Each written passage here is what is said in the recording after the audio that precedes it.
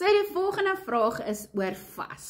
Hoekom vas ons? Wat se vas moet ons vat? Hoe werk dit? Ensovoorts. Okay, so eerstens, vas is een van die grootste wapens in ons as kinders van die Here se arsenaal van warfare. Jesus het nooit gesê as julle vas nie. Hy het gesê wanneer julle vas, volgens Matteus 6 vers 16.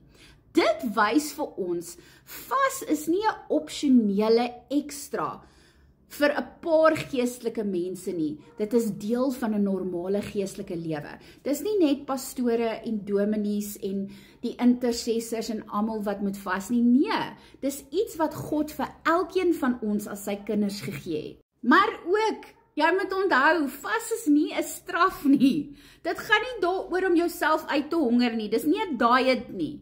Okay? Dit gaan nie om jouself te martel nie. Vas is 'n uitnodiging van God om te sê, kom sit hier by my, vergeet van die geraas van die wêreld en kom nader aan my dat jy my stem duideliker kan hoor. Kom ervaar my teenwoordigheid. Wanneer ons vas, maak ons hierdie vlees van ons stil, sodat ons gees nader aan God kan word. En ons sê, Here, u teenwoordigheid is vir my belangriker as my eie gemak. U woord is my brood en u gees is my water. En dit is presies hier waar deurbrake gebeur. Vas breek kettinge. En dis waar God se krag in beweging kom in ons lewens. So die vraag is, wat is vas regtig? Vas is nie 'n hongersnood of 'n dieetplan nie. Okay? Dis nie om te sê ek eet nie sodat ek kan maar word nie. Dis geestelike dissipline. En dis ons manier om vir die Here te wys dat ons hom bo alles kies. Jesaja 58 vers 6 sê, God se vas breek kettinge en maak die onderdruktes vry. Jakobus 4 vers 8 sê, nader tot God en hy sal tot julle nader. Vas verander nie God nie. Onthou dit julle, vas, wanneer jy vas kan jy nie God se arm draai nie. Dis manipulation is witchcraft. Wanneer ons vas, verander iets binne in ons, nie binne in God nie. So hoe werk vas? Wanneer jy vas, sit jy iets op sy. Gewoonlik is dit kos, maar dit kan ander dinge ook wees soos TV, sosiale media, net om meer ruimte vir God te maak. Okay. Baie mense dink vas is om God te forceer om iets te doen. Nee, julle, you're going to crash and burn as dit is wat jy dink. Okay, ons kan nie, soos ek gesê het, God se arm draai om ons wil te doen nie. En ek kry dit baie, ja, maar ek voel, ek moet nou vas vir my huwelik, en wanneer ek nou gevas het, gaan God nou bonatuurlik my huwelik red, of my finansies gee en alles. Dis deel daarvan. Maar jou eerste prioriteit in 'n vas, is om nader aan die Here te kom, en dan om vir hom te wys, hoe belangrik hierdie saak, waaroor jy vas, vir jou is.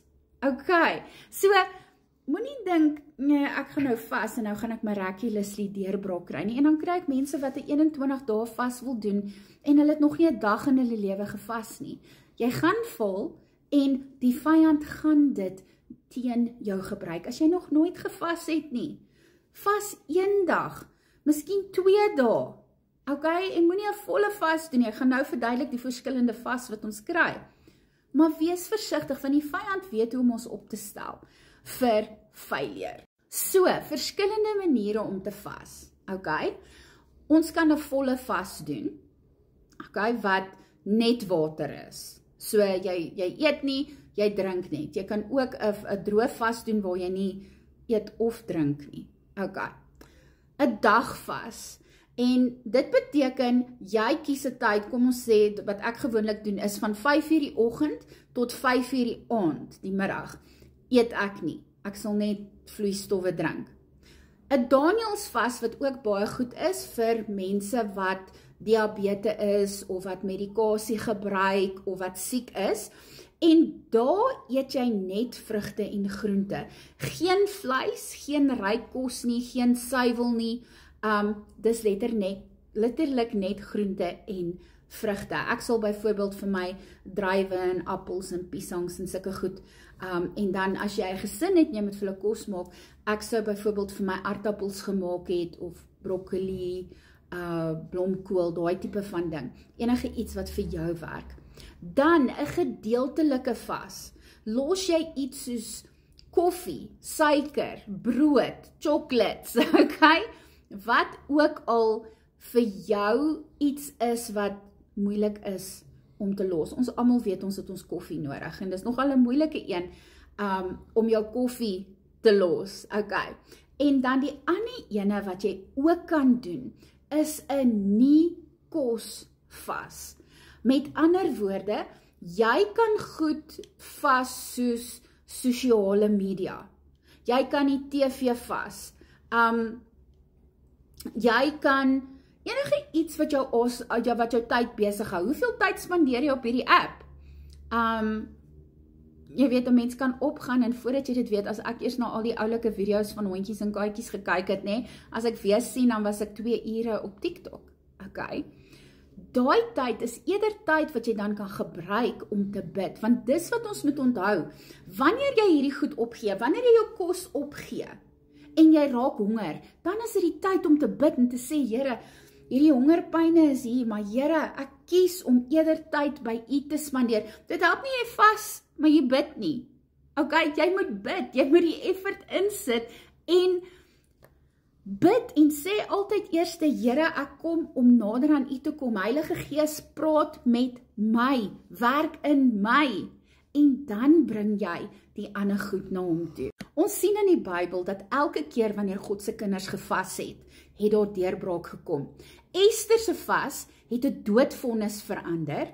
Josafat se vas het vrees in oorwinning verander, en Jesus het gevas voor sy bediening, en hy het uitgekom met die krag van die Heilige Gees.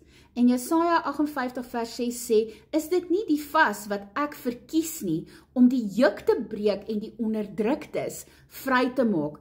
Wanneer jy vas, verander die geestelike atmosfeer, en God se krag kom in beweging. Wat is ons beloning wanneer ons vas? Genesing en herstel, antwoorde op gebed, leiding en duidelikheid, krag en vernuwing en oorwinning oor die vyand. Jy moet onthou, Satan en sy minions, haat dit as ons vas. Want wanneer jy vas, breek die houvas van die vyand oor jou lewe.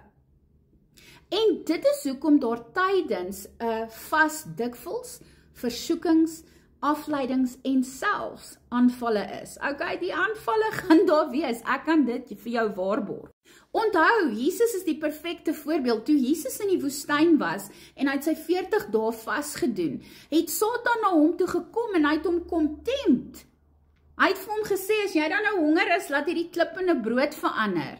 Okay, want hy wou hê Jesus moes opgee op sy vas, want hy het geweet wat gaan kom na die vas.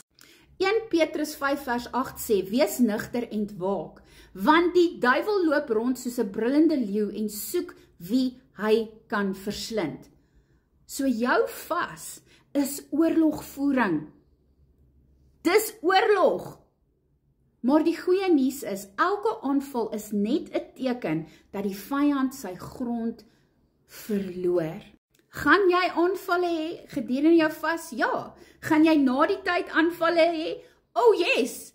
Maar hoe erger die aanvalle, hoe meer het daar geskuif en gebeur in die gees. Okay? En eventually sal dit deurkom in die fisiese. Hou aan bid, staan en vas, en weet dat, as jy nader aan God beweeg hy altyd nader aan jou. Doen dit met die regte gesindheid, want die woord sê vir ons, soek allereers die koninkryk van God, en die res sal bygevoeg word. Ek hoop hierdie help vir iemand. Deel dit gerus met iemand wat dit nodig het. Lekker aand. Shalom.